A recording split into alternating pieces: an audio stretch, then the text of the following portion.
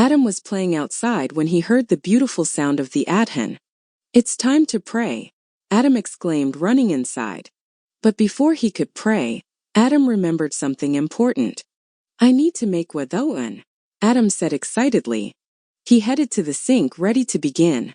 Suddenly, his water jug started to glow and talk. Adam. "I'm Jamil, your wudu guide," said the friendly jug. Adam's eyes widened in surprise. "Wow, can you help me make wudu?" "Of course," Jamil said with a smile.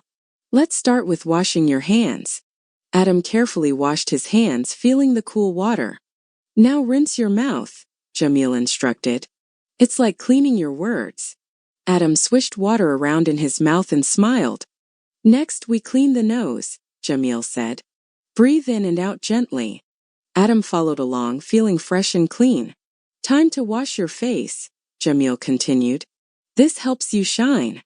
Adam splashed water on his face, feeling refreshed.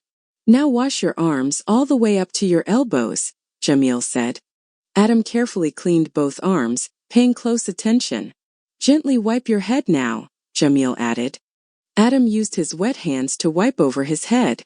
"Don't forget your ears," Jamil reminded him. "They help you hear good things." Adam wiped his ears, feeling proud of his progress. "Finally, wash your feet," Jamil said, "so you walk the right path."